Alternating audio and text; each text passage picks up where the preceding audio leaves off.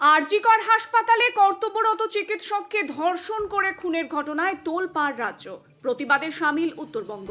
শনিবার কোচবিহারের মাথাভাঙা কলেজ মোড়ে আরজিকর মেডিকেল কলেজের চিকিৎসকের সঙ্গে ঘটে যাওয়া নৃশংস ঘটনার প্রতিবাদে রাস্তা অবরোধ করে বিক্ষোভ দেখালেন পড়ুয়ারা। তারা বলেন, রাজ্যে মহিলাদের নিরাপত্তা নিয়ে রীতিমতো ছেলে খেলা হচ্ছে। একজন বহিরাগত এসে মহিলা চিকিৎসককে ধর্ষণ করে খুন করলো। এই ঘটনায় অভিযুক্তদের শাস্তির দাবি জানান তারা।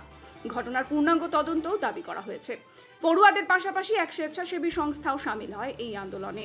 তাদের তরফে পবিত্র দাম নামে এক পড়ুয়া বলেন, মানুষকে গর্জে উঠতে হবে, রাস্তায় নেমে আন্দোলন করতে হবে। একজন চিকিৎসক হাসপাতালের ভেতরে সুরক্ষিত নন, তাহলে কোথায় মহিলাদের সুরক্ষা?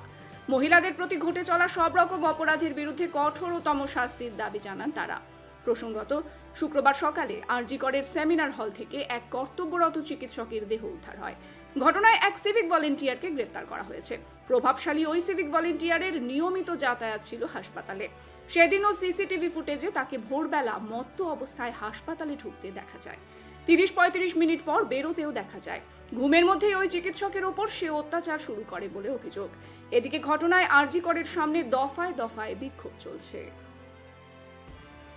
আমরা প্রত্যেকেই জানি যে আরজিকরে, কলকাতার আরজিকর হাসপাতালে যে ঘটনা ঘটেছে, যে নিন্দনীয় ঘটনা, সেই নিন্দনীয় ঘটনার তীব্র প্রতিবাদ জানাই আমরা ছাত্র সমাজ। আমার আজকে প্রচুর ছাত্রছাত্রীরা এসছে এবং হ্যাপি টু হেল্প এনজিওর পক্ষ থেকেও আমরা আজকে এই আন্দোলনটা করলাম, যেখানে আমরা মানুষকে শুধু বোঝাতে চাইলাম যে প্রতিবাদটুকু করুন, রাস্তায় বেরোন এবং গলা দিয়ে আওয়াজটা বের করে চেঁচান, যেন সমাজ বিরোধীরা এটা মনে করে যে না, কেউ তো আছে যারা দেখছে। না হলে পরে একটা ডাক্তারবাবু যদি হাসপাতালে সুরক্ষিত না থাকে, তাহলে কোথায় সুরক্ষা? এই বিষয়টা নিয়ে আজকে আমরা রাস্তাতে নেমেছি এবং ধারাবাহিকভাবে আমরা এটা নিয়ে আন্দোলন করব, যেন কোনো জোরালো আইন আসে, যেখানে কোনো মেয়েকে ধর্ষণ তো দূরের কথা, যেন গায়ে হাত দিলে পরেও আইনি বিশাল কোনো ব্যবস্থা নেওয়া যায়।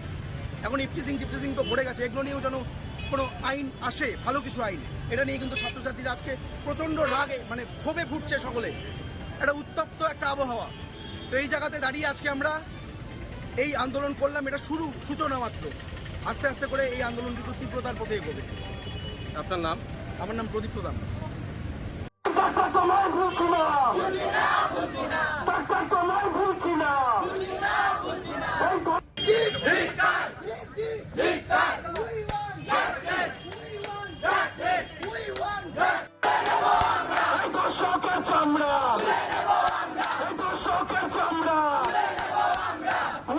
এই প্রতিবাদে